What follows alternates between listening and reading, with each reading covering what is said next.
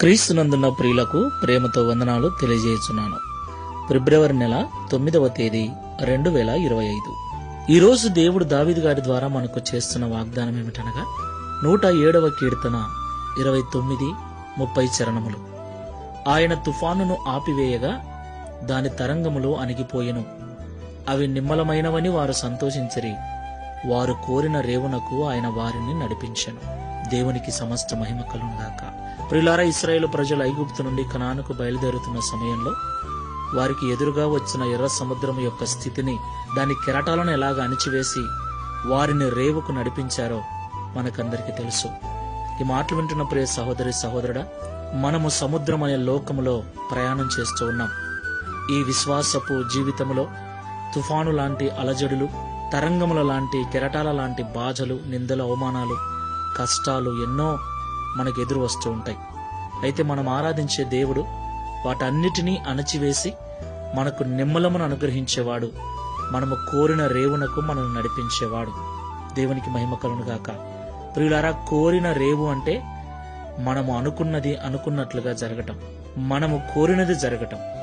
మనం అనుకున్నది అనుకున్నట్లుగా జరిగితే, మనము కోరుకున్నది నెరవేర్చబడితే అంతకు మించిన సంతోషం ఏముంటుంది చెప్పండి? అవును, దేవుడు మనము కోరుకున్నది తప్పకుండా మనకు అనుగ్రహించేవాడు. మనం అనుకున్న రేవునకు మనల్ని నడిపించగల సమర్థుడు గనుక నిరుత్సాహముతో ఉండకుండా విశ్వాసముతో, ప్రార్థనా జీవితముతో ఈ విశ్వాసపు యాత్రలో ముందుకు వెళ్దాం. దేవుడు మనకు విజయాన్ని అనుగ్రహిస్తాడు. ప్రార్థన చేసుకుందాం.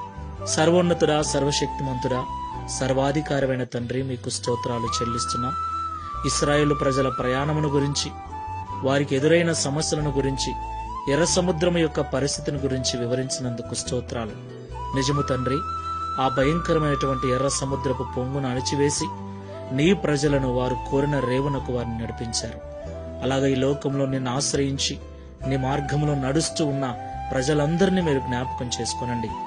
ఎవరెవరైతే లోకమనే సముద్రంలో ప్రయాణిస్తూ ఉన్నారో, ఈ సముద్రంలో ఎదురయ్యే కష్టాలకు, కన్నీళ్లకు, తుఫాను లాంటి అలజడులకు భయపడుతూ, కొన్నిసార్లు కృంగిపోతూ, నలిగిపోతూ ఎవరైతే ఉన్నారో వారందరినీ కూడా జ్ఞాపకం చేసుకోండి.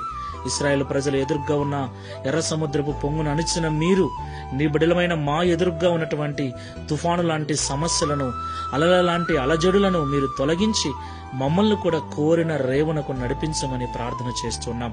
నీవు సమర్థుడవు, సర్వశక్తి మంతుడవని నీకు మొరపెట్టుచుండగా మా ప్రార్థనను త్రోసివేయక అంగీకరించమని, అట్టి విశ్వాసమును, నమ్మకమును, ప్రార్థనా జీవితమును మాకందరికీ అనుగ్రహించి, తద్వారా ఈ దిన వాగ్దానమును మా అందరి జీవితంలో నెరవేర్చి మీ నామమును మహింపరచుకొనుమని యేసుక్రీస్తు వారి నామములో ప్రార్థించి వేడుకుంటున్నాము తండ్రి. Amen. Praise the Lord. God bless you.